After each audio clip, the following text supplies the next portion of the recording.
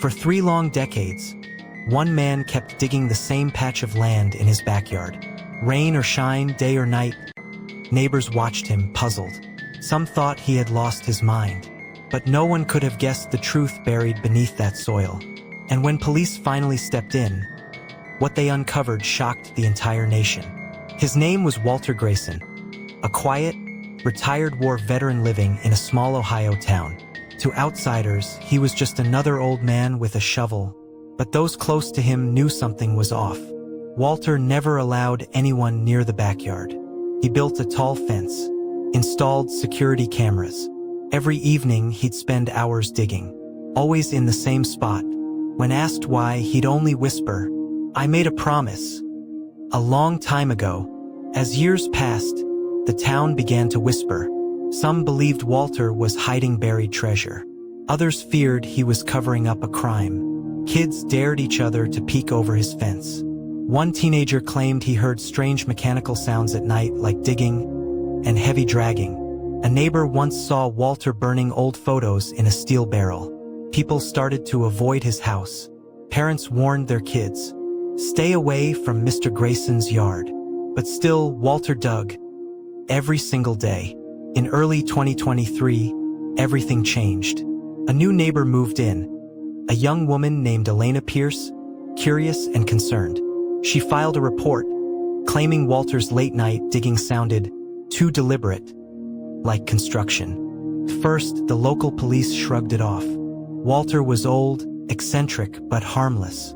But when Elena provided audio recordings of metallic thuds and whispers, authorities finally took notice. They issued a search warrant. And on March 14, 2023, officers arrived at Walter's door. He didn't resist. He simply looked at them and said, "You'll need a big shovel." Police cordoned off the backyard. Forensics teams, cadaver dogs, and even archaeologists were called in. Cameras from every local news channel pointed at that simple patch of earth Walter had obsessed over. Within 2 hours of digging, a metallic clunk stopped everyone in their tracks. Officers uncovered an old, rusted military locker, sealed tight. Inside were personal belongings, faded diary, a necklace, a photograph of a young woman with Emily, 1973, written on the back. Walter, sitting on his porch in handcuffs, whispered, "That was her favorite locket. I told her I'd keep it safe." But that was just the beginning. As digging continued, what they found next shattered the entire investigation. Beneath the locker was a hidden staircase, covered in rotted planks and decades of dirt. It led to a concrete room, buried deep beneath the yard, completely unregistered, unknown to any property maps. Inside the room, a rusted bed frame, chains attached to the wall, old, broken toys scattered on the ground, and a mirror with names carved into it. Dozens of them. The forensics team fell silent. Some names matched missing person reports from over 40 years ago. One officer said later, "It wasn't a basement. It was a tomb for forgotten lives." And in the center, buried beneath loose concrete, was a shallow grave. Walter was brought in for questioning.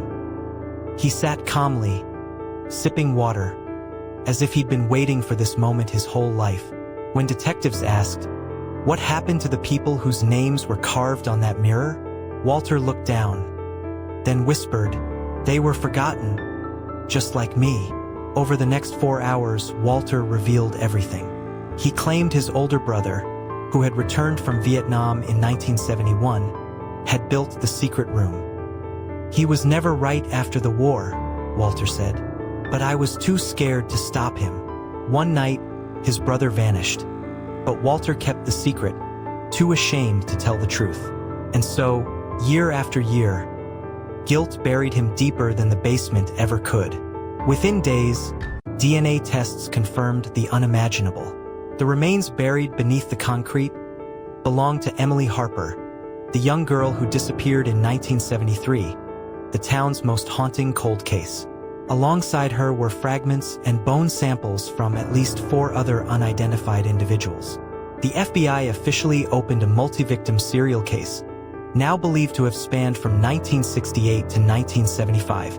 The small town of Millhaven was shaken to its core. Candlelight vigils were held. Local newspapers read, "The basement of silence breaks its curse." For the first time in decades, families had answers, and grief could finally begin its process. But for some, closure would never come, because one of the names etched on that mirror was never matched to any known missing person. Just when the town thought the nightmare was over, detectives reviewing Walter's confession stumbled upon something chilling. In a forgotten evidence box from 1974, there was a photo. A girl, not Emily, not anyone identified. She was sitting in that same hidden room, alive, staring at the camera, terrified. But here's the thing, no one knew who she was. Her face wasn't in any missing persons database.